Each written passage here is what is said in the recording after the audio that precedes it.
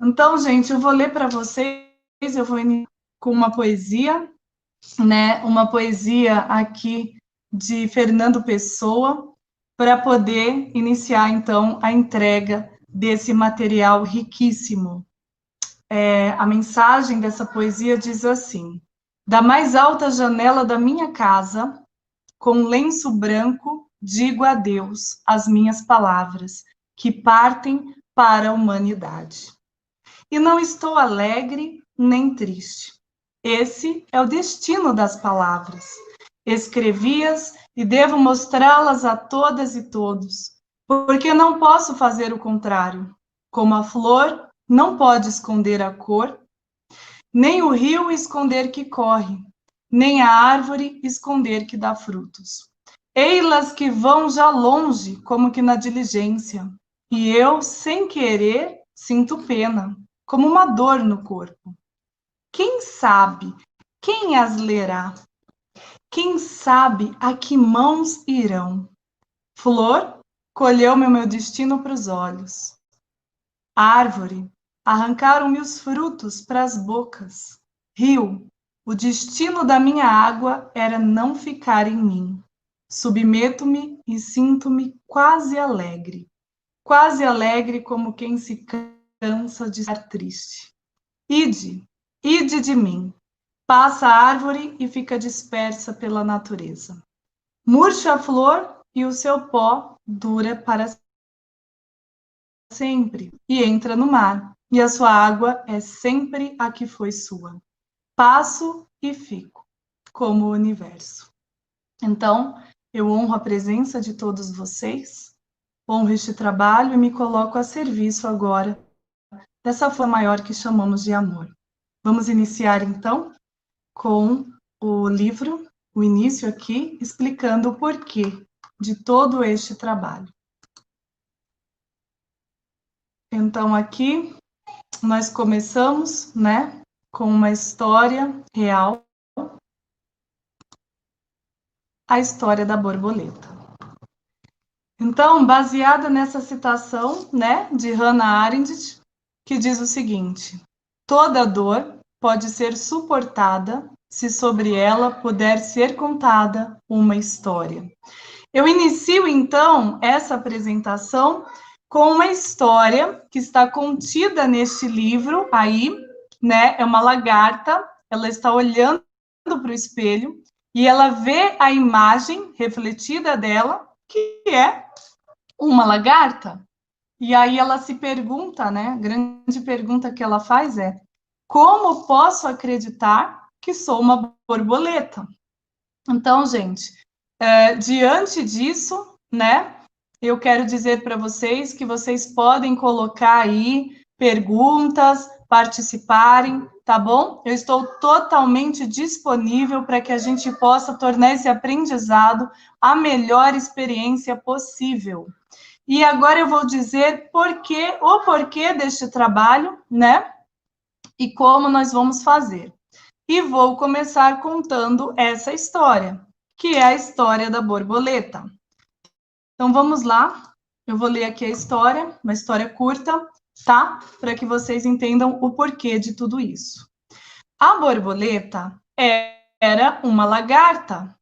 Ela rastejava no chão. Uma menina, criancinha, dependente dos pais, cheia de afeto e curiosidade pela vida que tinha acabado de iniciar. Os pais viviam em união estável em São Paulo, capital, e ambos vinham de outro casamento. Ele viúvo, ela separada. Irmãos já existiam desses primeiros enlaces. A menina foi a caçula, com diferença de 7 anos do último irmão, o único também advindo desse relacionamento atual. Houveram abortos de ambos os lados e histórias de grande violência de ambos os antepassados. O pai, policial civil, muitos irmãos, avós com a história de imigração portuguesa, alcoolismo, agressividade, inclusive assassinatos por parte dos antepassados. A mãe, indígena, foi alienada da mãe, levada pelo pai que era sertanejo, com um pezinho no grupo de Lampião, tendo sido preso, inclusive. Ambos possuíam histórias de grande superação e eram guerreiros. porém, com o sangue marcado pela violência. Tinham 20 anos de diferença de idade. Quando casaram, essa menina foi a dama de honra com 7 anos. Essa é uma história de muito amor. Amor que transborda, amor que transcende. E a lagarta começa a construir seu casulo, local de grande sofrimento e transformação. Após o casamento, a violência se agravou sobremaneira. Violência doméstica, álcool, terror. Uma criança atrás da porta, ouvindo os gritos, ameaças, pancadaria, medo, pânico, desespero, impotência. A morte era amiga e todos os dias vinha visitar essa criança. Em vários outros momentos, pedidos de socorro. A mãe dela contava inúmeras vezes as mesmas histórias para pessoas diferentes, sempre chorando muito, pedindo socorro. As pessoas faziam cara de pena e nada faziam. A menina sempre junto, ouvindo tudo, histórias de um monstro. Seu próprio pai. Sentia vergonha de tudo isso, mas também sentia raiva daquelas pessoas que nada faziam. E por que ouviam? Por que a mãe dela chorava tanto? Às vezes, a mãe se fingia de morta, e a menina sentia que não ia suportar em seu próprio corpinho tanta dor e sofrimento. Veio a polícia e levou o monstro, o pai dela. Era estranho o sentimento, porque, ao mesmo tempo, ele era o seu amor, o seu herói, fazia carinho, trançava seus cabelos todas as noites, participava de todas as atividades da escola, lia historinhas, passeava, nunca levantou a mão para ela. Como podia ser tão horroroso com a sua mãe? Mas não durou muito e ele já estava em casa, e muito bravo, pela vergonha de se submeter a uma viatura. Vieram assistentes sociais, internaram ele à força no hospital psiquiátrico, então ele sumiu. Também por pouco tempo. A mãe da criança foi com ela visitá-lo naquele lugar assustador para ela. As pessoas fediam, algumas babavam, estavam tortas, seus olhares eram vazios. A mãe da menina tirou o pai dela de lá, e assim ele voltou a beber, ficando cada vez mais alcoolizado, ao ponto de emanar o cheiro de álcool o tempo todo, até quando acordava. Ele suava álcool. Então, um dia, essa mãe fugiu de casa, com a sua pequenina borboleta. Dormiram a primeira noite num motel barato, e na segunda, sem dinheiro, foram parar na rua, sem destino. Ou com o início do destino de transformação. Uma mulher passou de carro e reconheceu a mãe dessa borboletinha, lá na calçada. Ela também tinha filhos que estudavam no mesmo colégio particular. Essa mulher levou as duas para dormirem no salão de beleza durante 3 meses. Era um abrigo para não ficarem na rua. Nessa época, a mãe da menina conseguiu um emprego nesse colégio e, não tendo onde deixar a filha, que estava com 8 anos de idade, a escondia embaixo da mesa. De manhã, ela estudava no colégio como bolsista. À tarde, ela ficava quietinha embaixo da mesa, ou devo dizer, no casulo. Sem muita cultura, a mãe dessa lagarta entregava para ela os livros na prateleira. E lá embaixo da mesa, dentro do próprio casulo, essa criança imagina os autores daqueles livros e conversava com eles. O processo de cura, construção das asas, se iniciava, na companhia de Carl Gustav Jung, Einstein e alguns filósofos como o Dr. Celso Charuri. Passados 3 meses, com ajuda, a mãe da borboleta alugou uma casa simples que enchia de água quando chovia. Tinha um bar na frente, era bem barulhenta e era cheia de pombos no telhado. As fezes caíam pelas frestas de madeira do teto. Essa menina ficava passando a vassoura nas frestas para tirar as fezes dos pombos. E com pouco tempo, adivinha, o pai dela as encontrou. E a mãe, bem, a mãe deixou que ele viesse morar com elas novamente, iniciando as brigas e a violência toda de novo. Nos anos que se seguiram, até os 13 anos dessa criança, ela estava dentro do casulo, se alimentando de quantos livros pudesse. Era cadastrada em todas as bibliotecas da redondeza e pegava emprestado de todas ao mesmo tempo. Lia 3 livros por vez e passava dias inteiros somente com eles. Foi a saída que encontrou para ficar viva.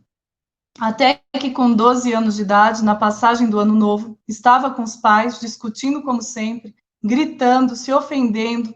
Foram atravessar uma rodovia, a caminho da festa na casa da tia dessa criança, e então um carro jogou a mãe dela para cima. E quando caiu no asfalto com o rosto no chão, a criança viu um caminhão vindo ao longe e decidiu, naquele momento, morrer junto com a mãe, para não vê-la ser esmagada, e correu até aquele corpo estendido. Essa atitude, e por estar vestida de branco, fez com que o caminhoneiro começasse a brecar, o que salvou a vida da mãe dela. Foi nesse instante de decisão que a menina deixou sua própria existência e, de fato, morreu ali. Decidiu para sempre salvar a sua mãe. Era o início da construção da persona Mulher Maravilha. Nesse acidente, a mãe foi para a UTI e a criança passou todo o mês de janeiro perambulando no hospital. O pai sumiu. A tia vinha todos os dias para levá-la para tomar banho e trocar de roupa. Sempre a alimentava quando fazia isso.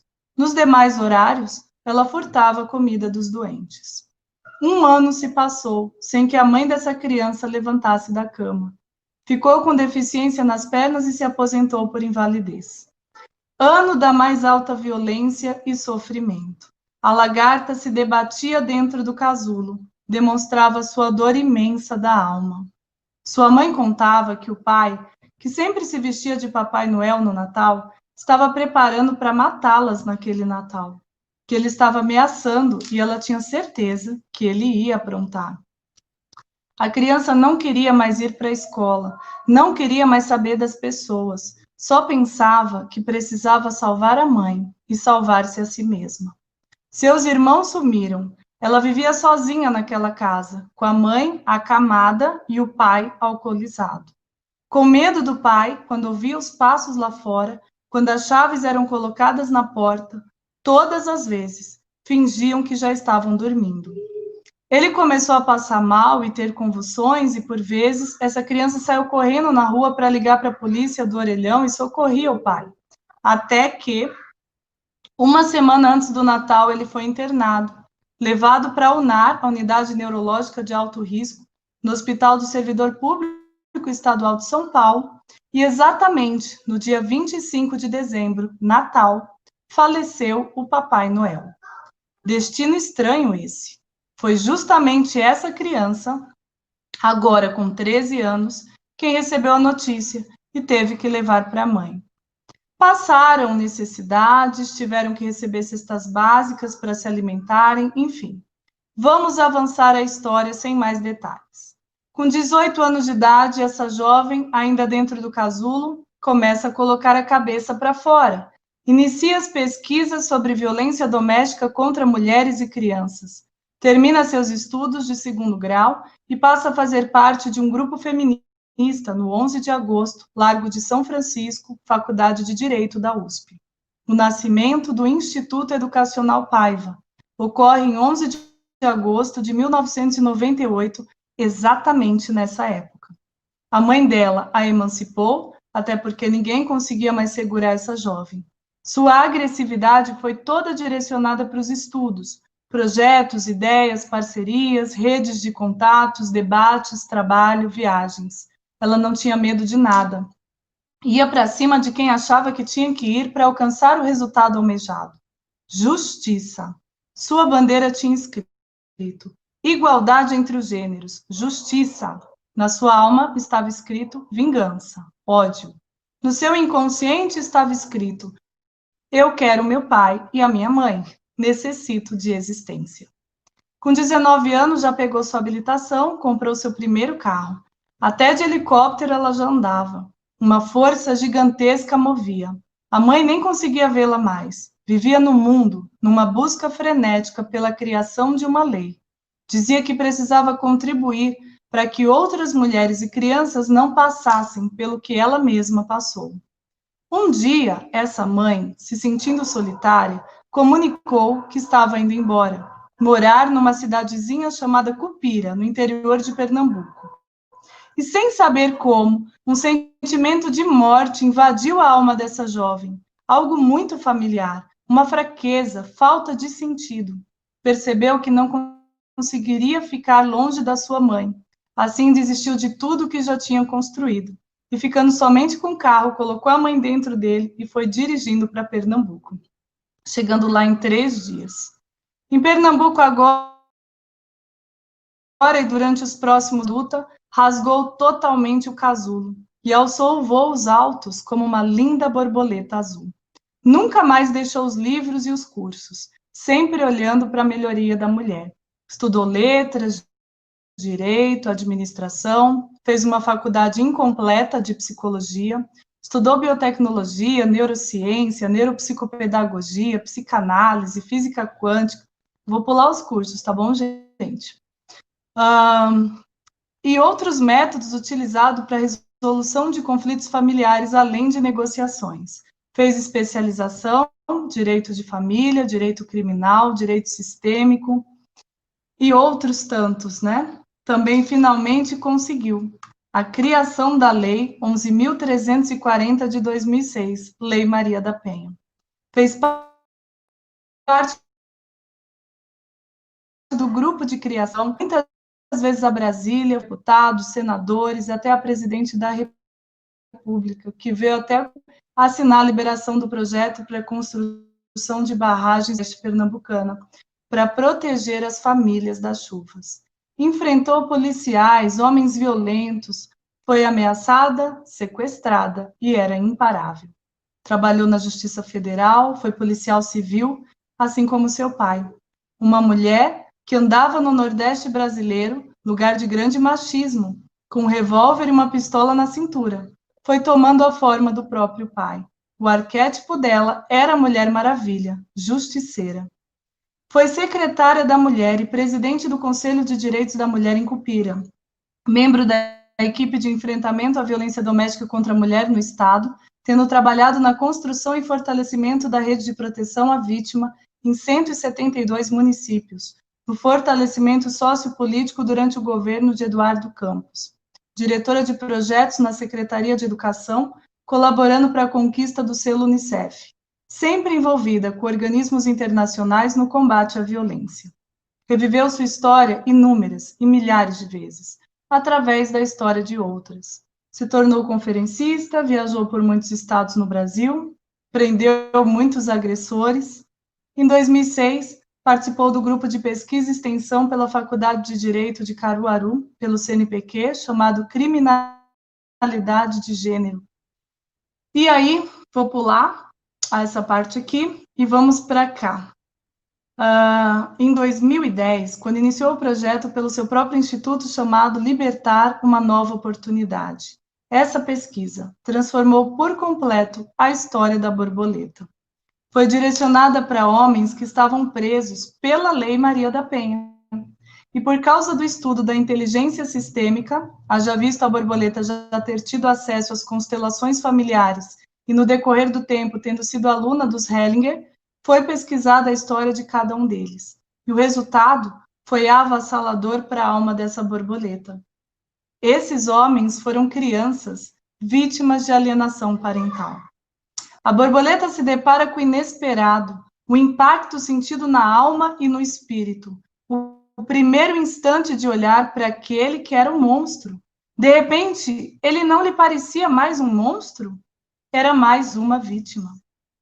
Então se permitiu olhar para si mesma, implacável, em nome de uma justiça que talvez estivesse encobrindo uma dor tão insuportável de desespero em existir, em olhar para aquela sombra do passado onde o seu pai havia ficado. Havia a possibilidade dele também vítima quando criança? Será que essa agressividade dela não a tornara também um monstro? Principalmente para as crianças que tiveram seus pais presos? Afinal, o que estava invisível nas sombras? O que até agora não se enxerga? Havia alguma essência invisível? Diante das grandes revelações que se apresentaram e que hoje é o caminho para a harmonia das famílias, descobertas apesar ou por causa de toda essa história, assim como muitas mulheres dotadas de criatividade que de alguma forma impactaram a vida da lagarta, agora borboleta, houve um direcionamento para a abertura de novos caminhos dirigidos ao feminino e à sua integração com o masculino, proporcionando-lhe força de vontade para sublimar as dores do corpo e da alma e transmutar seus sofrimentos em crescimento e aprimoramento, no enfrentamento das adversidades dessas trajetórias de vida, de milhares de vidas, modificando a vitimização, essa posição de impotência, em posição de integridade e poder, advindo do lugar de força de cada um, dos princípios ontológicos, como os da ordem, hierarquia, amor, pertencimento e equilíbrio. Eis que surge no infinito a visão do alto, a serviço do amor e, portanto, da vida, após a transmutação do próprio corpo, que agora possui asas, num voo livre, a descoberta da matemática das relações. Eu te convido a voar com a borboleta, por esse conhecimento de muito amor, trazendo a visão da borboleta, da transformação, para que você também possa viver o campo morfogenético arquetípico, a reconstrução da sua família e, por fim, o afeto transformador. Terá olhos abertos, ouvidos ativos. Como o Mestre Jesus disse, quem tem olhos para ver, que veja, e ouvidos para ouvir, que ouça, diante do que vai se apresentar a partir de agora. Eu pergunto para vocês, quem pode enxergar a essência do invisível? Aqui está a borboleta, que é o significado do nome Vanessa.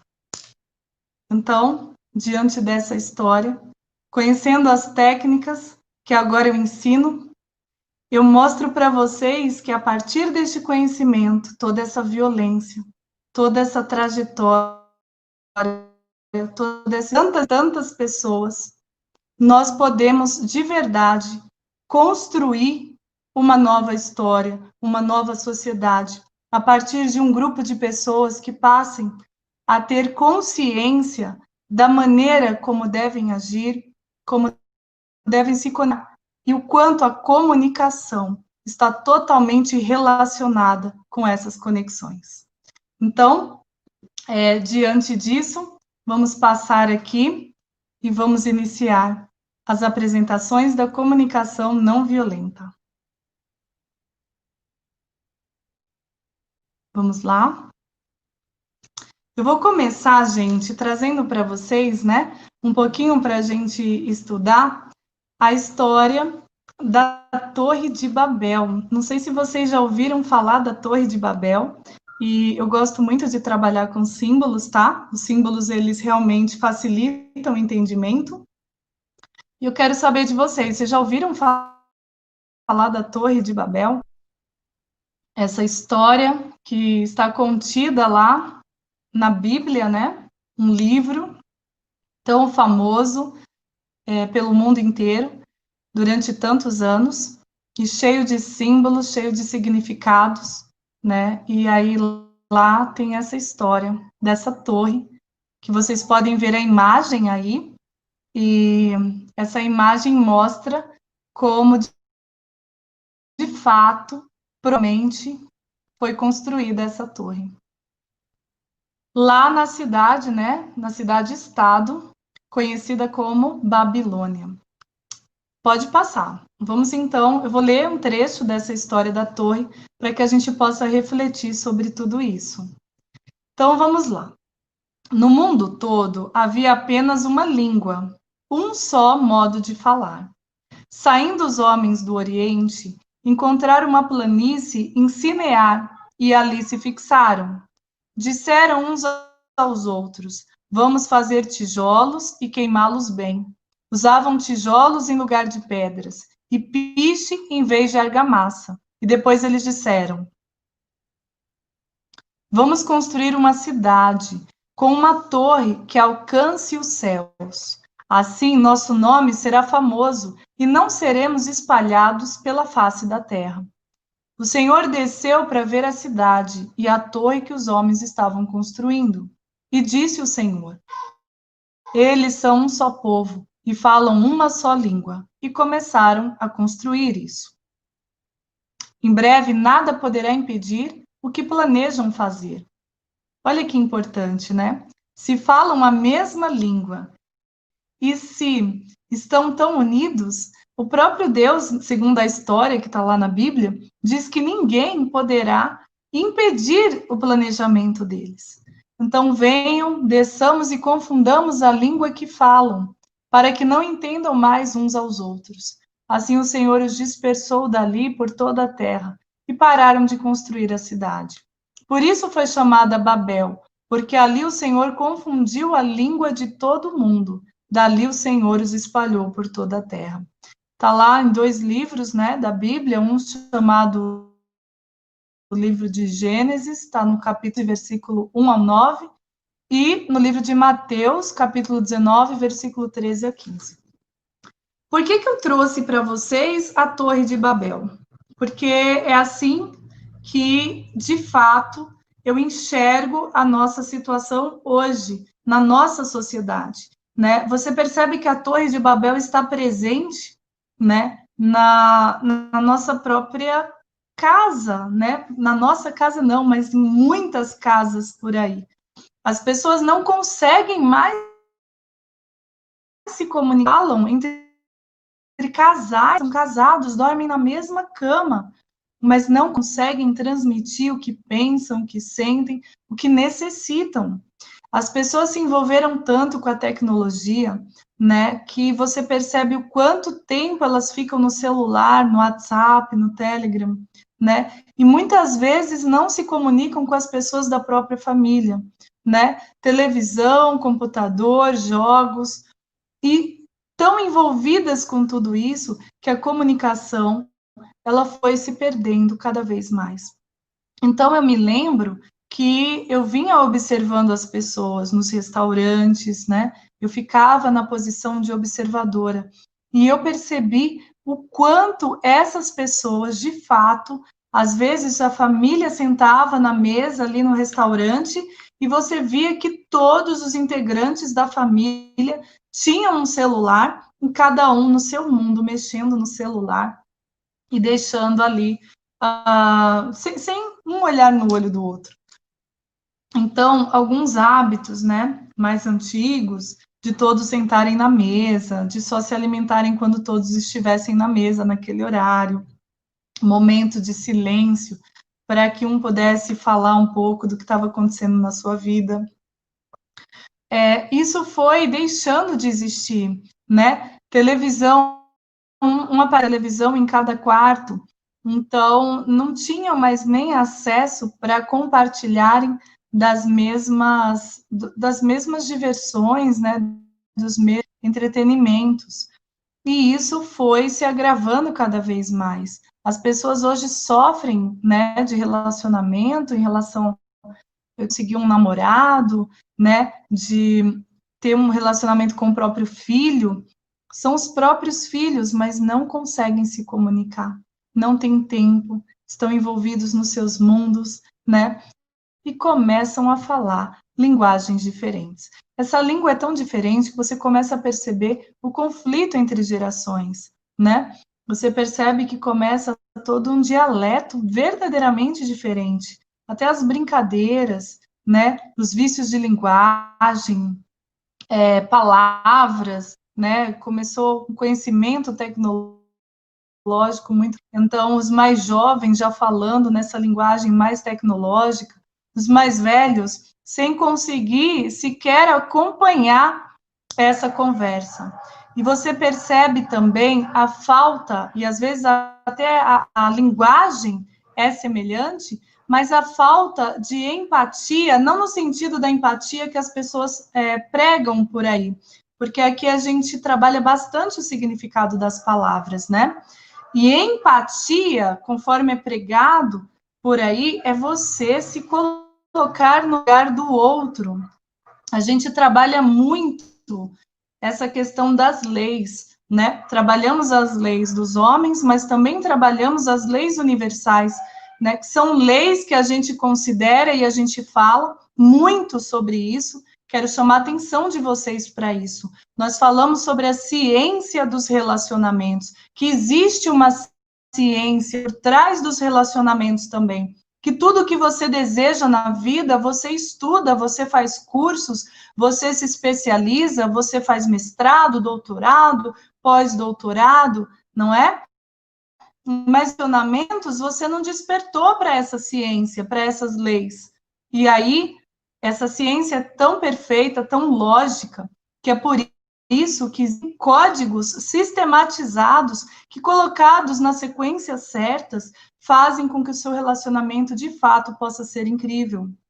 E é tão elaborado, tão minucioso, tão lógico, por isso que nós colocamos esse nome neste método, que é a matemática das relações. De fato, é uma matemática tão perfeito, tão milimétrico que é uma linguagem universal, inclusive. Em qualquer lugar do mundo, a matemática é entendida. Então, diante de todos esses fatos, o que a gente diz para as pessoas? Que a maior parte dos seus sofrimentos são causados por causa dos relacionamentos. Quando você não tem paz na sua casa, você não consegue ter estrutura para avançar na sua profissão, para avançar na sua intelectualidade, suas emoções ficam prejudicadas, né? E você chega ao ponto de somatizar essas emoções, ou seja, você começa a criar doenças no seu próprio corpo, né, manifestando tanto sentimento que você não soube lidar, não soube o que fazer com isso. Então, diante dos relacionamentos, a maioria das pessoas, elas repetem os mesmos padrões ensinados. Entende? Então, elas criam os filhos da maneira como elas foram criadas. E elas vão reproduzindo erros e acertos. Ficam tentando se relacionar pelo método do erro e do acerto. E nesse método experimental, um método empírico, sem um conhecimento em base de um estudo, de uma pesquisa, essas pessoas acabam destruindo os seus relacionamentos, a sua própria vida e toda a possibilidade e potência que tinham de viver uma vida incrível, que de fato tinham, compreendem? Então, além disso, existem pessoas que já não concordam com a maneira como foram criadas, não concordam com o tipo de relacionamento que enxergaram da mãe e do pai, e aí o que decidem que vão fazer completamente diferente. Então, por exemplo, vou trazer um exemplo, uma criança foi criada numa casa muito rígida, cheia de limites, mas limites assim de uma maneira que chegou a sobrecarregar essa criança. Então, quando ela casa e tem filhos, já na fase adulta, ela casa e tem filhos, ela fala, não, eu não vou fazer a mesma coisa, né? Eu sofri muito quando criança, então ela não coloca limite nenhum para os filhos, faz exatamente, diametralmente o oposto. O que vai acontecer? Vai haver sofrimento, porque não é esse o caminho para a criação de uma criança. A criança não conhece os limites, os pais têm o dever de educação e de mostrar esses limites para que ela não venha sofrer quando ela for para a vida, quando ela for diante do mundo. Então, vocês percebem que este é o costume das pessoas em relação aos relacionamentos.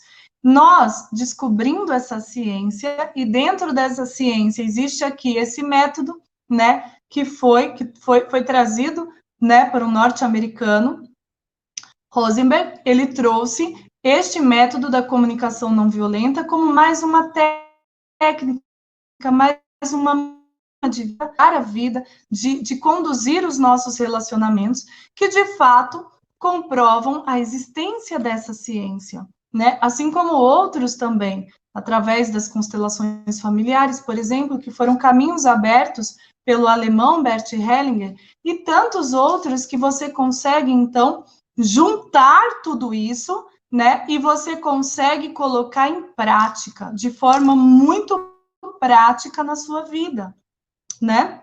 Então, é muito importante que você perceba isso, que este curso que você está fazendo, eu não sei qual foi a expectativa, eu espero que você escreva lá, porque eu quero te conhecer, eu quero vivenciar com você, ter a oportunidade de conhecer você, de conhecer a sua história, de saber a sua expectativa, tá?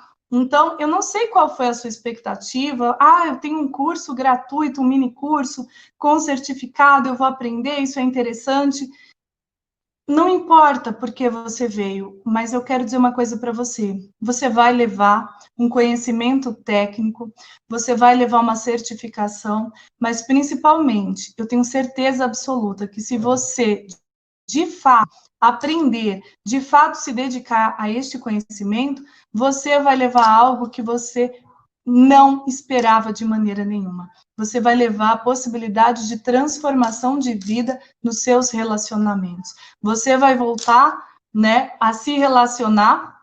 Na hora que as coisas acontecerem, você vai lembrar dessas palavras, e você vai saber como falar com seu filho, e você vai perceber que quando você falar da maneira correta, você vai ativar nele um gatilho. Um dia ele vai olhar para você e vai falar: mas o que está acontecendo com a minha mãe? O que está acontecendo com meu pai? Que mudança foi essa? E quando você muda, quando você entra no seu lugar, todas as coisas ao seu redor mudam.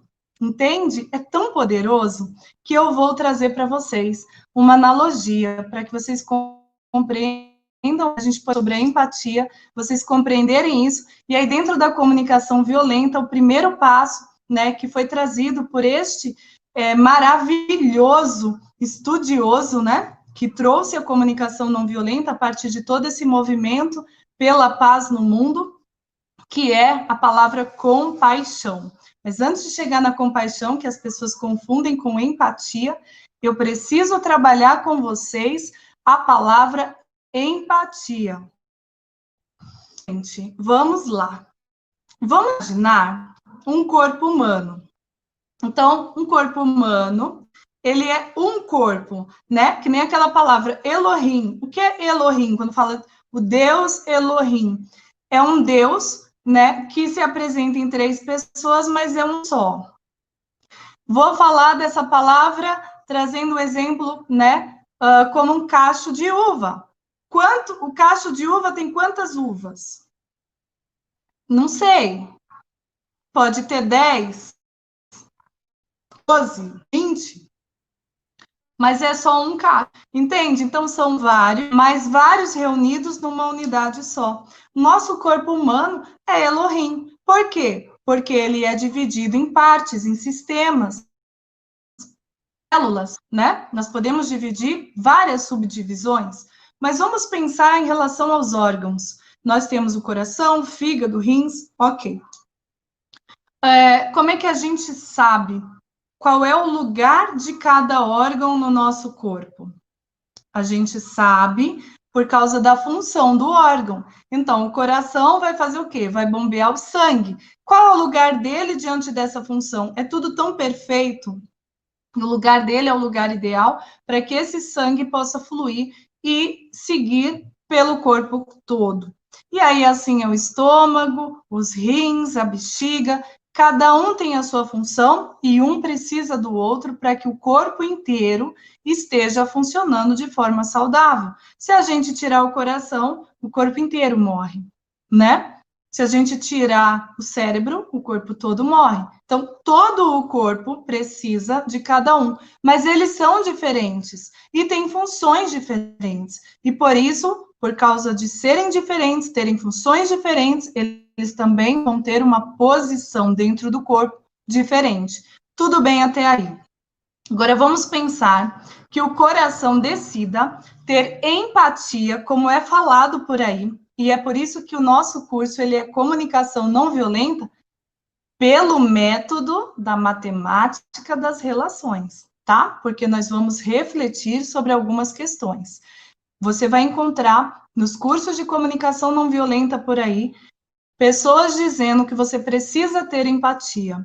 E você não vai ouvir isso da gente, porque é a partir daí que eu já começo a te falar que não é para ter empatia, é para ter compaixão, é diferente, ok?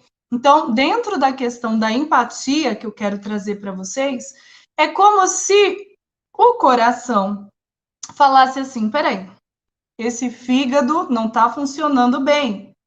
E eu sou um coração maravilhoso, porque eu faço o meu trabalho perfeitamente. Tudo que precisa ser feito por mim está sendo feito. Então, eu realmente sou muito bom.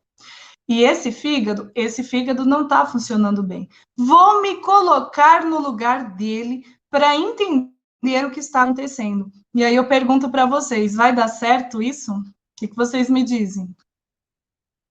Responde aí para mim o que vai acontecer se este coração for empático e se colocar no lugar do fígado para entender por que o fígado não está funcionando bem. O que vai acontecer? Não vou esperar vocês responderem, tá bom? O que vai acontecer é que esse corpo vai morrer, gente. Vai morrer. Porque como você vai pôr o coração no lugar do fígado? Não vai dar certo, né? Como diz o pessoal em Pernambuco, vai dar ruim. Vai dar ruim. Claro que vai, porque não é lugar dele. Ele não pode, ele não tem como entender. Como que você vai querer entender, por exemplo, o que aconteceu com meu pai? Nunca você vai entender. Sabe por quê? Porque o meu pai tinha aquela mãe, aquele pai, tinha aquele sistema familiar, tinha uma programação linear, tinha toda a circunstância de vida. Só tem um jeito de você conseguir entender o que o outro sente, é sendo ele. E aí você nunca vai fazer isso, porque você é você. É muito simples, é que as pessoas de fato complicam. E é tão poderoso isso, o reconhecimento de quem você é, né? Que você tem milhares de provas no seu próprio corpo físico de que você é único no planeta. Sua íris, seu DNA, sua digital, só você tem. Gente, vocês já pensaram na digital? Que coisa extraordinária! Ninguém no planeta tem outra igual a você. Que perfeição essa de quem você é. Como você quer ser eu? Como você quer se colocar no meu lugar? Como eu posso querer ser você? A maior inteligência consiste em querermos ser nós mesmos e dentro da função que a gente ocupa, estarmos no nosso lugar. O melhor lugar que existe na Terra é o nosso lugar. E dentro do nosso lugar, nós exercemos a nossa função conforme todas as qualidades que existem e habilidades que foram dadas para nós. Desde os nossos antepassados, tudo que passaram, desde a nossa configuração de DNA, ok? Desde tudo que a gente vivenciou, porque tudo que a gente vivenciou foi bom. Tudo foi bom. Nossa, Vanessa, você acabou de contar uma história horrível, você está dizendo que foi bom? Foi perfeita, foi perfeita. Foi a história certa para mim, senão hoje eu não seria a mulher que eu sou, senão eu não teria vivenciado tudo isso e hoje eu não poderia estar aqui entregando para vocês com tanto amor e com autoridade o que eu estou entregando para vocês. Eu precisava dessa força dentro do casulo para criar essas asas e poder voar. E hoje, poder exercer a função conforme a posição que eu estou, no meu lugar. Você entende que quando você sai do seu lugar, você vai bagunçar tudo. Você vai bagunçar a sua própria vida. Quando você quer se envolver com algo que não é seu.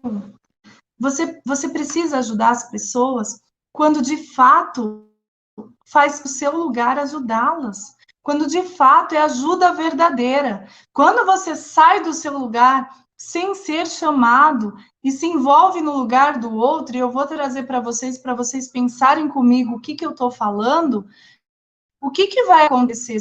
Não vai ter ajuda verdadeira, ainda vai se prejudicar. Quer ver um exemplo? Eu trago a questão da integridade, da transparência. transparência, dos princípios que a gente trabalha tanto. Sabe aquela sua amiga solteira que nunca teve filho na vida? E ela vem te dar conselhos de como você deve educar os seus filhos? Sabe aquela história de você comprar um curso de inglês de uma professora que é filmes dublados? Você compreende que quando a pessoa não sabe e não fez, não vivenciou, pode falar sobre isso, te ensinar alguma coisa. É a questão da integridade. Por que não pode? Porque não é o lugar dela. E a gente consegue descobrir o nosso lugar por uma série de fatores simples que você, colocando de forma matemática, você sabe onde é. E aí você vai exercer essa função. Tá fazendo sentido para vocês o que eu estou falando? Porque se você entende o que eu estou falando, então você não vai se colocar no lugar do outro. Você vai estar sempre no seu lugar. E no seu lugar existem algumas posições que você ocupa.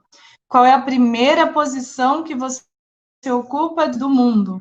A primeira função que você ocupa é a função de filho. Você é filho da sua mãe e do seu pai. Nossa, Vanessa, mas você tá. É muito simples. Lógico que eu sou filho. É lógico nada. Porque você, com a história da empatia, sabe o que, que você faz? De vez em quando você quer ser mãe da sua mãe, quer ser mãe do seu pai, quer ser pai da sua mãe. Você vai lá e diz o que, que eles têm que fazer e como é que tem que ser. Você quer administrar o dinheiro deles, quer dar conselho para eles. Entende? Você saiu do seu lugar é filho. Eles já existiam antes de você e viveram muito bem, inclusive te fizeram e te criaram. Compreende que o lugar primeiro é de filho e que é do seu pai e da sua mãe. Nossa, eu vim fazer esse curso para ouvir essa besteira. Estou te falando profundo. Muitas vezes você sai do lugar e pensa que é maior que eles, que sabe mais que eles. Ah, mas eu sei mesmo, porque eu estudei, eles são analfabetos. Não é assim que funciona, entende? E aí, você precisa então se colocar, e alguém perguntou, Andréa Sabino, como ser filho? Eu vou te falar, Andréa, só tem um jeito de você ser filha. Se você honrar o seu pai e a sua mãe. Se você entender que eles vieram antes e que eles são maiores do que você. E aí você, a partir daí, honrando, você não vai querer passar por cima deles. E eu vou trazer para vocês algo super importante, já introduzindo aqui, porque eu já comecei, introduzindo a comunicação não violenta com um dos símbolos da comunicação não violenta, que é o chacal. O chacal é o símbolo de uma consciência, e é a consciência da nossa mente coletiva atual. A mente coletiva atual é violenta. A mente coletiva atual é reativa. E antes de falar mais sobre o chacal, eu vou falar para vocês. Depois de filhos, vocês têm outras posições. Então, você tem uma posição dentro do seu trabalho. Se você casar, você tem uma posição com essa pessoa, né? Então, você é marido dela. Ou você é esposa dele, né? Ou dela. Enfim, você é na posição de casal. Quando os filhos vierem, aí você mudou a posição, você tem outra posição agora. Agora você tem posição de mãe, você tem posição de pai. Olha que legal, que bacana isso. Ah, Vanessa, por favor, né? Agora eu vou ficar ouvindo isso, que eu sou mãe, sou isso aí eu sei. Não sabe, você não sabe que quando seus filhos nasceram, aí você virou mãe, ou pai, ok? Esqueceu da posição de esposa ou de marido. Você tá lá com seu marido ou com a sua esposa, tá namorando filho. Peraí, aí coloca o filho no meio da cama para dormir lá com vocês. Você tem que saber a posição e o momento certo de se posicionar diante do marido, da esposa, diante dos pais, diante do trabalho, do chefe, do colega, porque senão você mistura tudo. Eu vou trazer um exemplo para facilitar o de vocês. Vou trazer o meu exemplo. Eu sou casada, tenho 2 filhos, ok? Casada há 9 anos, e o meu marido trabalha comigo. O meu marido é o diretor do instituto, né? Ó, eu fui ler aqui o que a Isadora estava falando. Ele é o diretor executivo do instituto e trabalha comigo. E o que acontece com meu marido? Olha, é muito engraçado. Se a gente, e aí veio a pandemia. E aí nós começamos a trabalhar, olha só, o trabalho no mesmo local da casa com 2 crianças pequenas, uma menina de 7 e um menino de 6. Foi assim, atrás do outro. O que acontece? A gente tem esse conhecimento e a gente é esse conhecimento, que é diferente, você ter e você ser. A gente é. Então, o que a gente faz? Agora nós estamos fazendo o quê? Estamos trabalhando? Então, a posição é de sócios. Eu trato ele como sócio. Então, não é marido. Se como marido tem alguma questão a ser resolvida, vai ser resolvida na hora que estivermos como marido e esposa. Posição. Como as pessoas não se posicionam, elas começam a misturar. Então, tá com raiva dele por causa de uma questão do casal. Aí, no trabalho, não fala com ele. E aí, a empresa? A empresa não tem nada a ver com isso. Do mesmo modo, agora é o momento de ser casal. É momento de ser casal, não é para ficar falando de trabalho. O tratamento é diferente, você entende? Então, por exemplo, para vocês terem uma ideia, quando nós estamos trabalhando, ele me chama doutora Vanessa. Ele me chama de doutora Vanessa. Quando nós estamos como marido e mulher, amor. Olha que diferença, é a mesma pessoa, mas a questão está no posicionamento. Entende? E os filhos? Tem um momento com os filhos, tem um momento com o marido. Então, você vai colocando uma lei dentro da sua vida, que é a lei da ordem. Diante da lei da ordem, não cabe a empatia como é ensinada por aí. Então, esse é o primeiro conceito que eu quero tirar aqui para a gente poder continuar esse nosso curso maravilhoso de comunicação não violenta. Certo? Então, eu estava vendo que a Isadora Portes, né, colocou, aprendi outro conceito de empatia, mas concordo com que você, quando somos únicos. Isadora, se você quiser falar um pouquinho mais sobre isso, é interessante para a gente poder tá falando, tá juntas, né, aprendendo. Você falou de outro conceito. O que você entende? Você concordou comigo sobre a unicidade, mas e sobre esse conceito de empatia? Vem compartilhar conosco, tá bom? Para a gente conversar mais sobre isso. Então, vamos lá. Aí, eu trouxe agora para vocês, né, a compaixão. Compaixão é diferente. Compaixão é eu estar no meu lugar e agora eu me posiciono do meu lugar. E a compaixão é necessária para que a gente possa estabelecer uma comunicação não violenta. Aliás, para que a gente possa estabelecer uma conexão de almas, uma conexão humana, né? E que a gente possa, de fato, estar presente, totalmente presente naquele relacionamento, naquele diálogo, né? E o que é a compaixão? Não é eu entrar no seu lugar, porque jamais eu vou conseguir. Mas a compaixão é eu compreender que você é um ser humano, como ser humano você é igual a mim, como ser humano. E aí eu buscar estudar você, eu buscar compreender você. E é por isso que eu te falo que as relações, os relacionamentos também possuem uma ciência. E é muito inteligente da parte de todos nós que a gente busque conhecer essa ciência, estudar essa ciência. Como seria para você saber exatamente como funciona a mente do seu marido?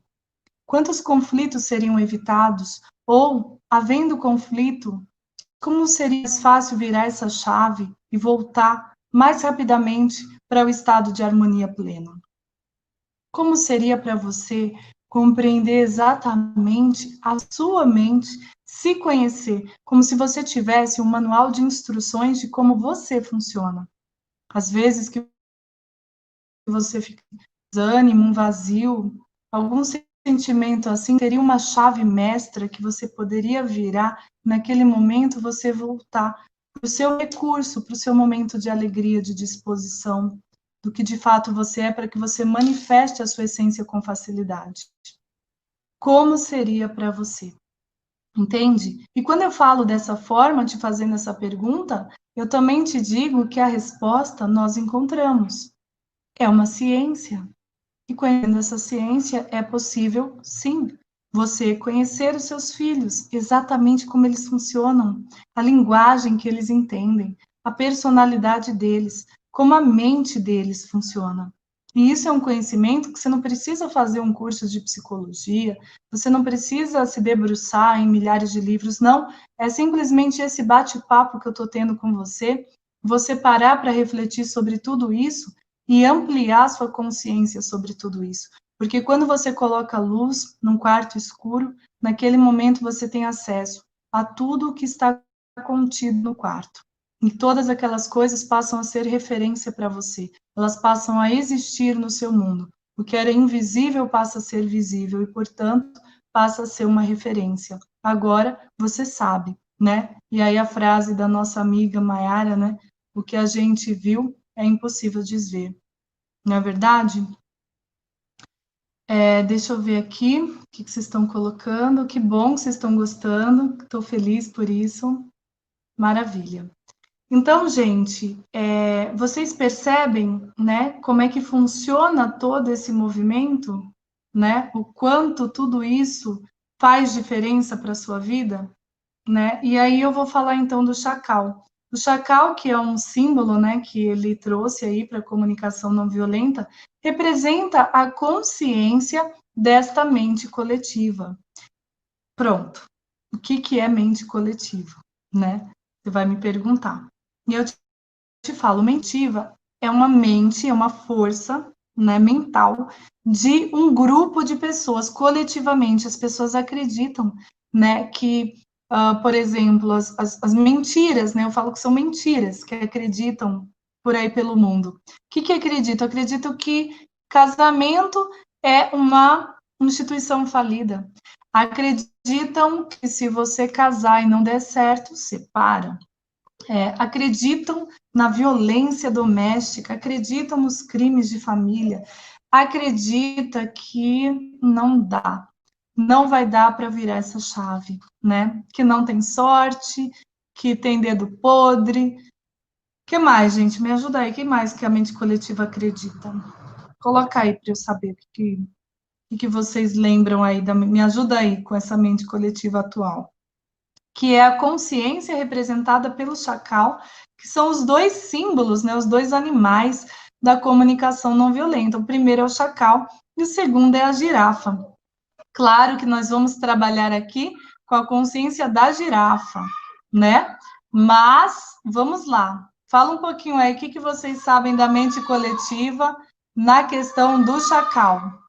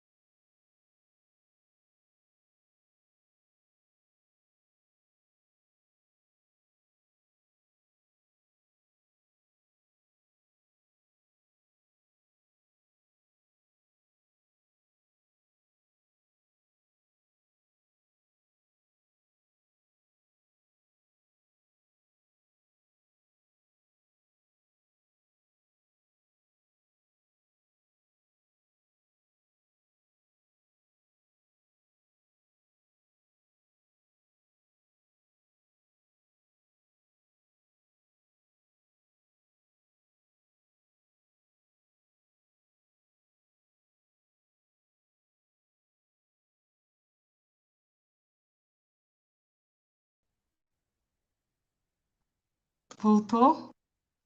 Bom, então vamos lá.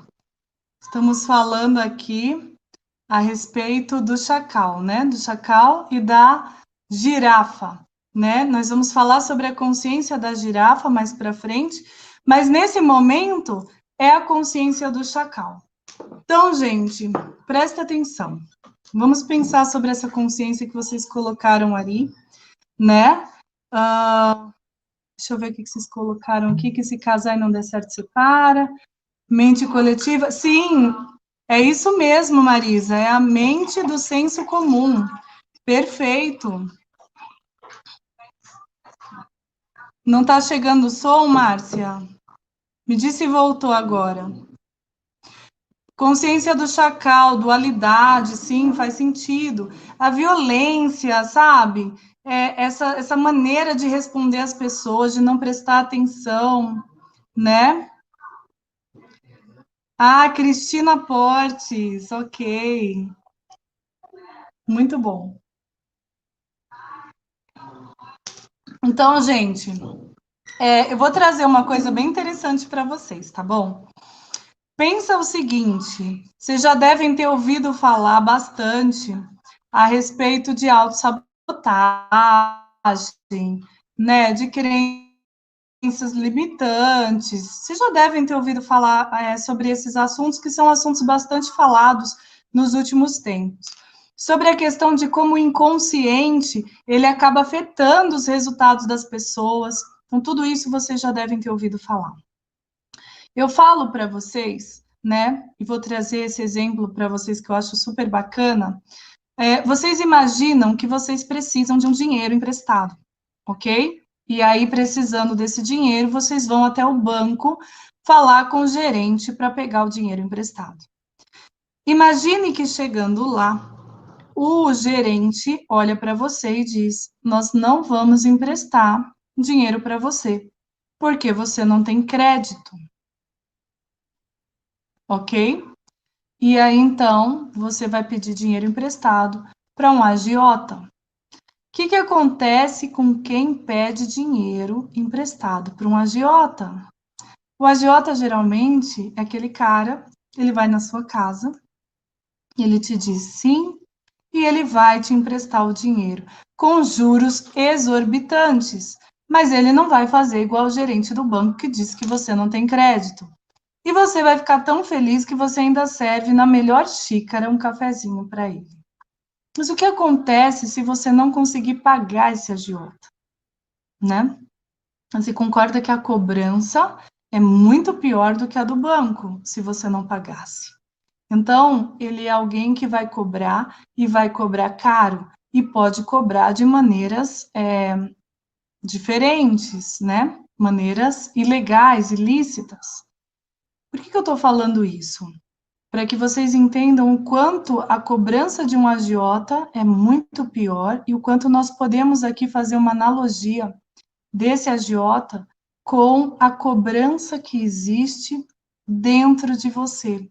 Muitas vezes as pessoas se cobram tanto, né? Cobram tanta perfeição, cobram tanto para atender às expectativas de outras pessoas, para receber a aprovação, né? Dos pais, a aprovação da família, de origem, para não passarem por dores, talvez existenciais, né? Para não passarem pelo abandono, não passarem pela traição, não passarem pela humilhação, pela rejeição, pela manipulação. Então, com medo de passar por tudo isso, acabam se corrompendo mesmo, se abusando, autoabuso, né? Se maltratando para não ficarem sozinhas, para serem aceitas, né? Para serem amadas. E nesse movimento, acabam se entregando nas mãos desse agiota emocional, né? Emoções que te deixam confuso, que te deixam sem saber para onde ir, que te fazem tomar remédio para dormir, remédio para ficar alegre, remédio para ter memória, remédio para acordar. sabe? Que te fazem fazer milhões de cursos e terapias, mas religiões, e nada resolve. Então, essa é a consciência do chacal. É uma consciência que nós precisamos observar, perceber a existência como se fosse uma programação, igual o filme de Matrix, sabe? Para que a gente possa conscientemente implantar a consciência da girafa. Que na próxima aula eu vou falar com muito mais embasamento sobre a girafa. Eu vou pedir, por gentileza, que coloque aí, por favor, a nosso slide. Aqui, falando um pouquinho sobre a torre, né? Novamente, a Torre de Babel. Essa palavra é Migdol, significa torre de vigia.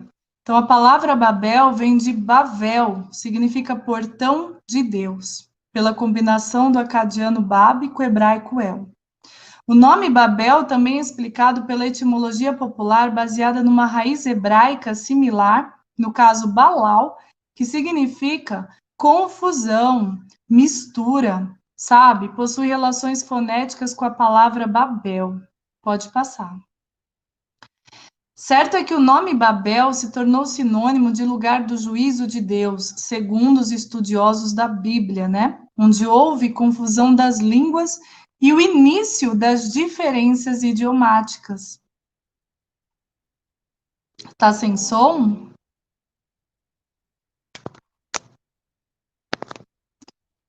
Fala para mim, voltou? Ok. Pode passar, então. E aí vocês percebem, né? O quanto isso cria. Veja só que interessante, vou até fazer um comentário sobre o que a Tânia Bico colocou. Ela colocou sem som. Sem som já é um ruído, né? Uma dificuldade de comunicação. Essa dificuldade de comunicação já começa a gerar uma confusão, né? Vocês percebem que a gente teve aqui um problema técnico e, de repente, eu estava conversando com vocês e ficou silêncio. Durante o período do silêncio, trouxe confusão para vocês, mas afinal, o que está acontecendo? Paralisou? Eu não estou ouvindo? Assim também acontece nos nossos relacionamentos e na nossa comunicação. De repente você está falando com alguém, você olha para essa pessoa e percebe que a pessoa não está prestando atenção no que você está dizendo, sabe? A pessoa está preocupada com ela mesma. Então, eu estou percebendo, inclusive, que tem um delay, gente. Olha que interessante a questão da comunicação, né? Tem pessoas que estão respondendo coisas que a gente já falou faz um tempão, que vocês já escreveram, né? Então, assim também é na nossa comunicação no dia a dia. E a gente precisa estar muito conectado com as pessoas para poder perceber tudo isso. Seja muito bem-vindo, Bruno. Fico muito feliz que você está aqui conosco. Você é o Bruno que está fora do país, né? Então, gente, voltando aqui falando das conhecidas torres-templo mesopotâmicas, né, chamada de zigurato ou zigurate, né? Elas são utilizadas como referências para entender como era o formato da Torre de Babel que eu estou falando. Essas torres, elas eram retangulares, construídas em níveis, acessíveis por escadarias e rampas. Elas tinham um pátio que dava acesso ao segundo pavimento. Outras escadarias, geralmente externas, levavam ao topo da torre. Pode passar. Geralmente, essas torres possuíam 3 níveis, mas há indícios de zigurates com até 7 níveis. No topo da torre havia um santuário, onde ficava a imagem da divindade, cuja edificação do zigurate em questão honrava. Ok? A Torre de Babel ficava localizada na cidade da Babilônia e seria um conhecido zigurate chamado Etemenanque, significa a casa da fundação do céu e da terra. Essa construção era como uma pirâmide com degraus. Ela possuía aproximadamente 100 metros de altura e cerca de 10 mil metros quadrados de base. Perfeito, Márcia Pereira. O silêncio. O silêncio fala bastante, né? Fazer ou não fazer é fazer, né? Não fazer também significa algo, é fazer, né? Então, dizer ou não dizer já está dizendo, o silêncio diz muito. Cadê? Discordo, doutor. A consciência aqui é da águia que vê tudo do alto e com isso tem visão ampla e pode tomar as decisões mais sábias por causa da visão ampliada. Celina falou, acho que quando eu falei que a visão era da girafa.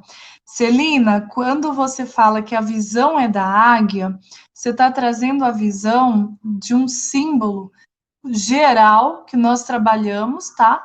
Dentro da matemática das relações. Mas aqui, a base deste conhecimento é a comunicação não violenta. Então, eu preciso ficar nos símbolos, né, que o próprio curso propõe, através do criador dele, né, que daqui a pouco nós vamos falar na próxima aula, com mais profundidade. Ele trouxe os dois símbolos do chacal e da girafa. Então, dentro disso, da comunicação não violenta, hoje eu trago uma consciência do que é o chacal, de toda essa situação, e a partir da próxima aula nós vamos aprofundar na visão da consciência da girafa, você vai entender por quê. Só vou adiantar aqui para você saber que a girafa, por exemplo, é o animal dos mamíferos que tem o maior coração. Né? Então, tem muito conhecimento aí, né? Questão do pescoço comprido, de poder enxergar, né? De um outro patamar, né? De um outro nível, ela está numa posição de observadora, de ter, por exemplo, ouvidos, orelhas compridas, porque ela tem uma escuta ativa, entende? O seu casco, né? De estar firmada, sedimentada, para poder se firmar na sua posição do que vai ser feito. Então, isso é super bacana, né? Aqui o Bruno falou que está em Emirados Árabes Unidos, às 3h20 da manhã, gente. Ele está na madrugada, acordado para assistir essa aula. Que bacana. Seja muito bem-vindo, Bruno. Então, vamos lá, voltando aqui, né? A construção da Torre de Babel, ela foi conhecida na antiguidade como a Torre da Babilônia. Os habitantes daquele império acreditavam que o Deus cultuado por eles descia no templo da torre para ter contato. Essa torre foi destruída por Xerxes em 472 a.C. Foi colocado na Bíblia que quem destruiu a torre foi o próprio Deus, mas foi Xerxes quem promoveu essa destruição. E o entulho foi removido por habitantes da região, né? Ficando lá uma cratera. Pode passar.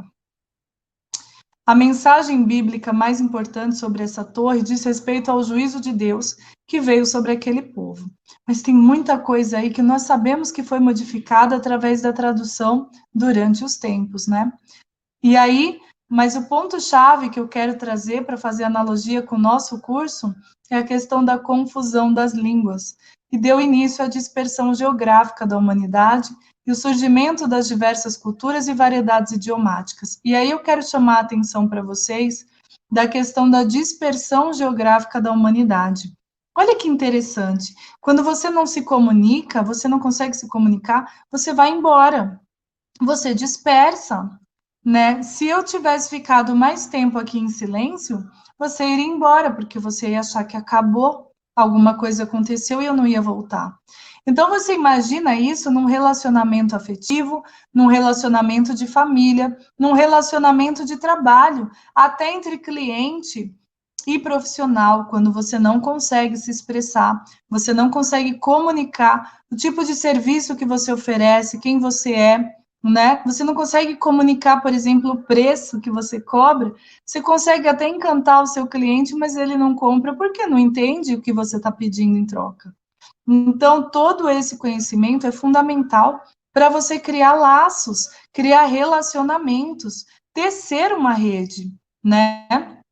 Então, foi o que aconteceu com Babel. No momento em que as línguas ficaram confusas, portanto, a comunicação não pôde fluir, então, a partir daí, o ser humano começa a ir embora e iniciou aí uma dispersão geográfica e por aí, né, simbolicamente, traz a resposta para o surgimento das diversas culturas e das variedades idiomáticas. Pode passar, Mayara.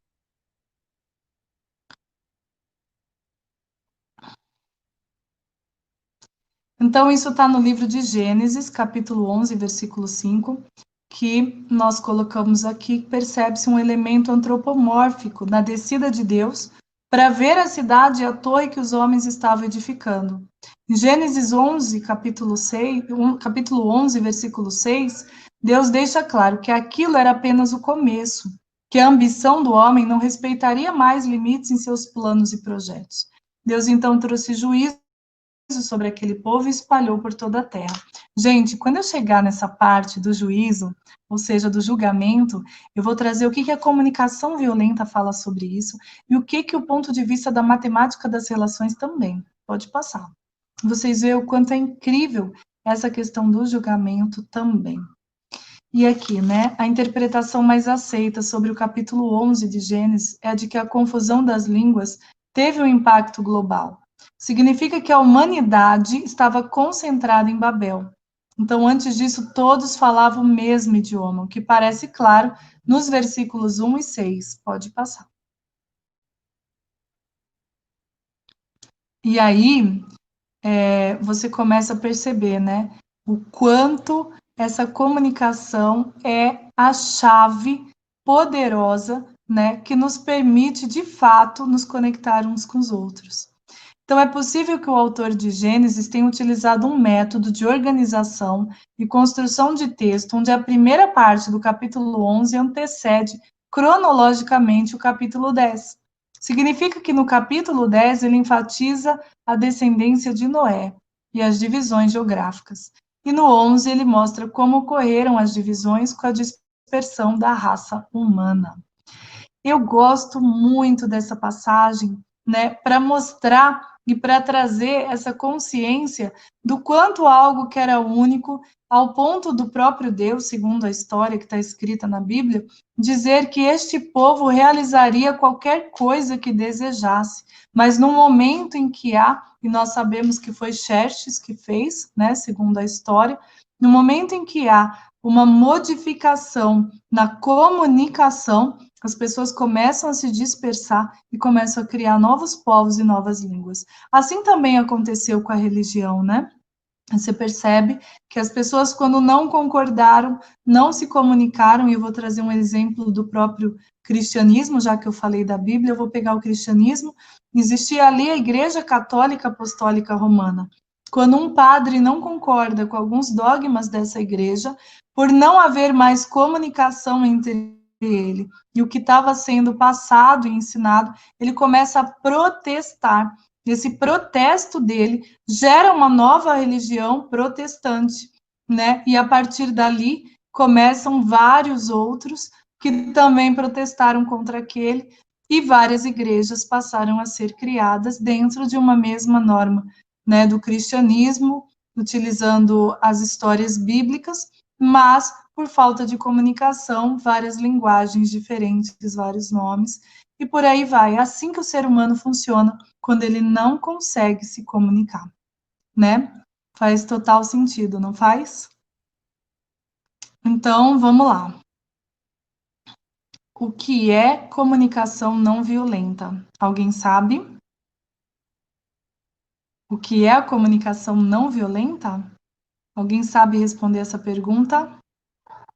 Dou-lhe uma, dou-lhe duas, dou-lhe três. Olha, tem gente com delay, ainda estão respondendo que faz sentido. Interessante, né? Você está vendo a comunicação? A gente precisa que a internet colabore para que a gente fale a mesma linguagem, né? Ao mesmo tempo. Vocês percebem que mesmo sendo a mesma linguagem, mas num tempo diferenciado, existe um ruído de comunicação. Ok, Rosângela, a comunicação que você entende as necessidades do outro. Ok, muito bem. Muito bom. Mais alguém? Luciana só está olhando, está na condição de observadora. Parabéns, Luciana. A condição de observadora é uma posição importante para a comunicação não violenta, tá? Por quê? Porque você não vai ser como o chacal. O chacal é alguém reativo. E o que é alguém reativo? Foi o que eu falei para vocês. É quando alguém pisa no seu pé, vou trazer o mesmo exemplo que eu trouxe hoje, Alguém pisa no seu pé e você faz o quê? Ou você grita, ou você empurra a pessoa, ou você vai lá e pior ainda, você pisa no pé dela. Isso é reação. E quando você reage, você não tem controle sobre a própria vida, sobre as próprias emoções. Por ser uma pessoa reativa, você pode ser manipulável. Por quê? Porque as pessoas podem conhecer seu calcanhar de Aquiles, seu ponto fraco. E aí, como você é reativo, o que elas vão fazer? Elas vão provocar. Isso, quando é entre um casal, isso é terrível. Se um é reativo e o outro sabe disso, nossa, ele judia quando ele está com raiva. E aí os grandes conflitos que podem chegar até no ponto de crimes de família, né? De agressão física, de agressão psicológica, né? E até de homicídios, por causa exatamente desse problema de comunicação e dessa maneira, dessa consciência do chacal. Consciência de você reagir.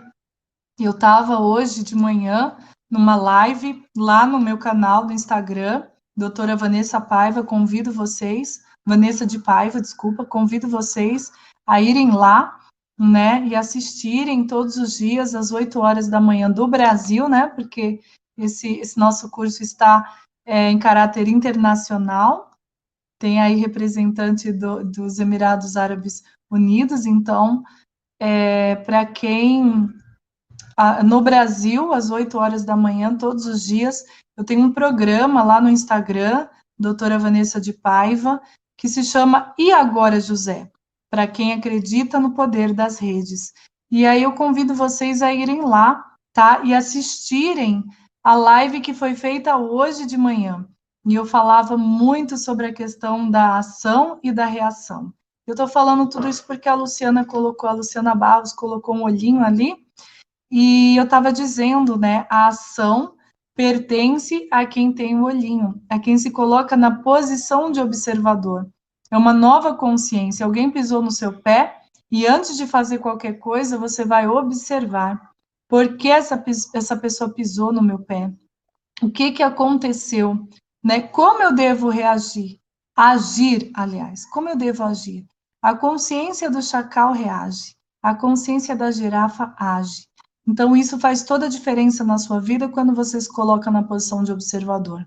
Depois eu vou trazer um pouquinho para vocês sobre o conhecimento de física, que mostra o quanto a posição de observador pode realmente modificar a sua vida, melhorar muito a sua vida, né? A Rosângela Zambrano falou sem julgamento e com compaixão.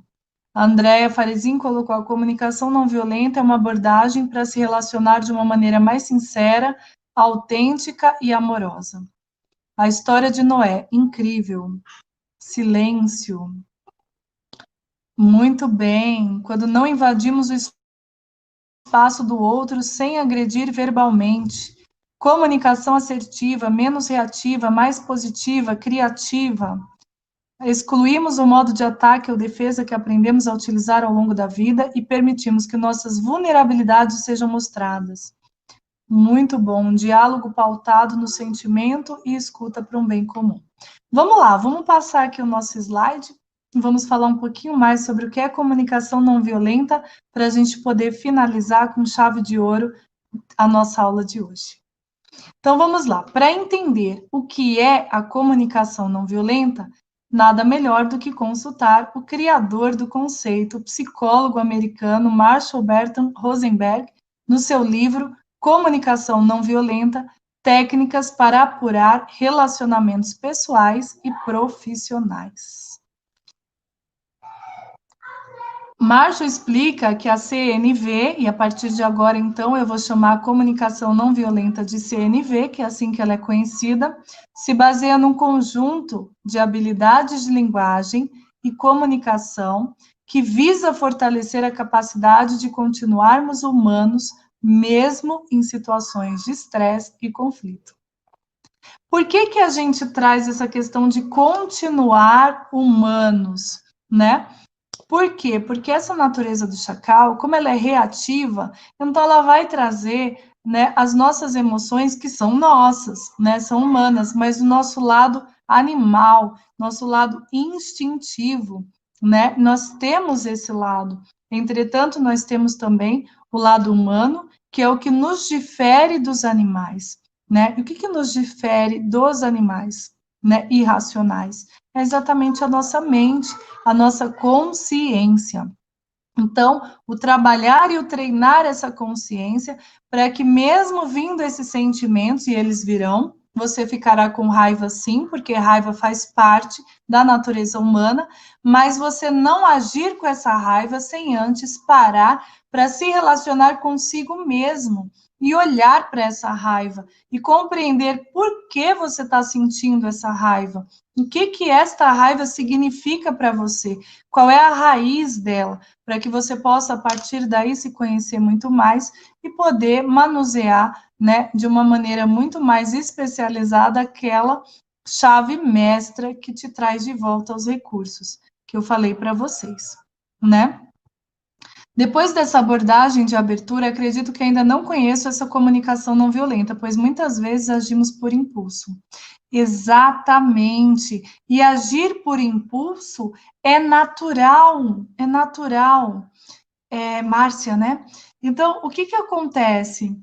Acontece que nós vamos, eu pretendo aqui ensinar vocês, eu vou trazer para vocês a base da comunicação não violenta, e como eu falei, entrem lá no Facebook, convidem pessoas, ainda dá tempo, eu vou colocar lá alguns bônus para vocês treinarem em vocês essa questão de você ser reativa, né, de você agir por impulso, porque isso é um treinamento que vai trazer muitos benefícios para a sua própria vida, entende? Não é terapia, mas acaba sendo terapêutico, porque quando você aplica, você vivencia toda essa transformação, né? Deixa eu ver aqui. Legal, Bruno. Perfeito. O importante é que você está aqui, Bruno. E isso faz toda a diferença, tá? Mesmo que esteja um pouco lento, né? Que esteja acontecendo aí esse delay, tá tudo bem. É assim que tem que ser. E que bom que você está acordado na madrugada, né? Para estar conosco, recebendo e participando desse conteúdo. Estou muito feliz em te conhecer, né? E quero também colocar para vocês o seguinte, que estou convidando vocês a participarem, tá? Do Pai Transformador, que é também um curso, uma vivência que a gente tem de 63 dias e as inscrições estão abertas, tá? É uma vivência onde você trabalha as suas questões pessoais em relação a esse movimento para a vida, porque o Pai é o movimento que te leva para a vida, né? Baseado na abordagem sistêmica. Esse curso, ele é essa experiência fantástica. Quem tiver interesse, coloca a mensagem lá para os administradores do grupo, tá bom? O Bruno colocou aqui, em se tratando de relações interraciais, namoro ou casamento entre diferentes nacionalidades, o grau de dificuldade de comunicação pode vir a aumentar. Totalmente, Bruno, porque aí você depende também, né, de meios de comunicação, de internet, e você vê, quando você está ao vivo, já é um pouco complicado, você imagina, você digita ali, então que ênfase foi colocada naquela palavra, né? O que a pessoa, você não tem as expressões faciais, você não tem como você perceber alguns elementos que fazem total diferença no momento da comunicação, que é o olhar no olho, né? Sentir, ver as expressões da pessoa, sentir às vezes o próprio corpo, né, que aquece, esfria, isso são maneiras de comunicação que a gente tem, porque somos seres incríveis, né, nós nos comunicamos de todas as formas, por todos os poros, inclusive. Bom, a pergunta, né, o que nos leva a nos desligarmos da nossa natureza compassiva e agir de maneira violenta? Essa foi uma das grandes perguntas de Rosenberg. Pode passar. E o que nos leva, o que permite que algumas pessoas não se desliguem da sua natureza compassiva, mesmo em situações dolorosas? Essas duas perguntas foram exatamente o que abriram caminho para que ele pudesse trazer, estudar e apresentar essa comunicação não violenta. Pode passar. Então, eu finalizo a aula com a questão da compaixão, porque a compaixão vai aparecer como a nossa capacidade de reagir ou agir de maneira que não cause mágoa ou dor nos outros e em nós mesmos. É você, por compaixão, né, trazendo e despertando esse amor em você, e aí nós vamos falar sobre isso, nós vamos trabalhar isso, e é este o sentimento, não empatia, mas compaixão. O reconhecimento de que nós estamos juntos, de que é importante que vocês aprendam isso, é importante que vocês vivam isso, é importante por quê? Porque dentro de um corpo, o coração ele pode estar funcionando muito bem, mas se o restante do corpo não estiver, ele vai sofrer as consequências. Por quê? Por causa de Elohim, porque são todos um só corpo, são diferentes, estão cada um no seu lugar. Tem gente no Rio de Janeiro, tem gente em Birigui, tem gente em Bauru, tem gente em Brasília, né, no Distrito Federal, tem gente em São Paulo, tem gente em Jaú, tem gente em Emirados Árabes Unidos, né? Tem gente em Minas. Então, cada um está num lugar, mas existe um só corpo. E para que esse corpo humano possa ter saúde plena, é necessário que todos estejam funcionando bem. Então, nós precisamos colaborar uns com os outros. Então, eu faço esse pedido que vocês convidem mais pessoas a participarem desse curso. Nós estamos entregando com muito amor, queremos entregar 100% do que temos, do que somos, né? Para que vocês aprendam, para que vocês se desenvolvam. Osasco também, Volta Redonda, Rio de Janeiro. Olha só que bacana. E aí, reconhecendo isso, por favor, coloquem seu nome, se apresentem, coloquem profissão, que local vocês são, coloquem sua foto lá no Facebook. Vamos conviver, vamos exercitar. Maranhão, Ana Maria, que legal, muito bom. E aí, Rio de Janeiro, tem bastante gente do Rio, então. E aí, a gente tem Pernambuco, aí a gente vai poder conviver, né? A gente vai poder contribuir, né? A gente vai poder trazer pessoas. Salvador, Bahia, uau! Lorena, São Paulo, Curitiba, que bacana.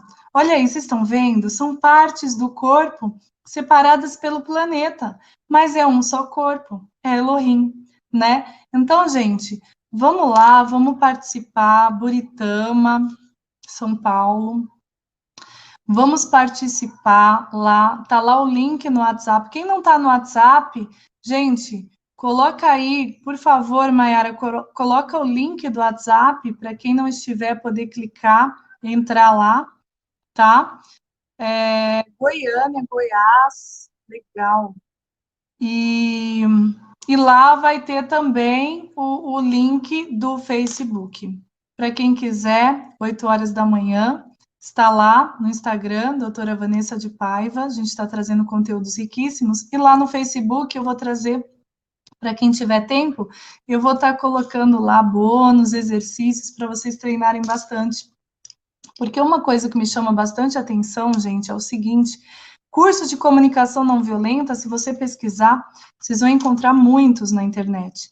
Mas são cursos tão, assim, simples, tão básicos, tão curtos, de um conhecimento tão importante.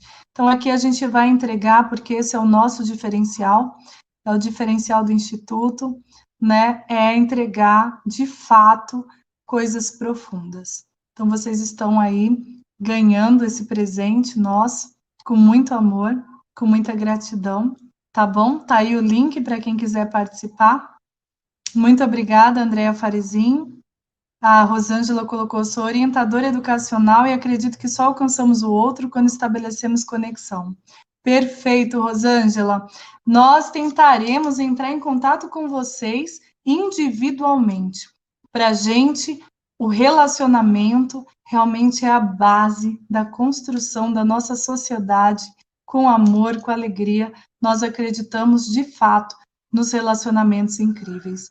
Então, eu agradeço profundamente, procuraremos entrar em contato, a gente vai tentar, tá bom? Falo tentar porque são muitos alunos, né? Mas mesmo assim nós vamos buscar estar em contato, mas no Facebook vocês vão facilitar bastante esse acesso, tanto de vocês como nosso, para que a gente pare de ser nós e vocês e passamos a ser todos nós, né? Um único grupo, com o mesmo propósito, e eu termino com essa palavra, com comunicação, ou seja, comum ação, ação comum, comunicação. Um grande abraço, gratidão e até a próxima aula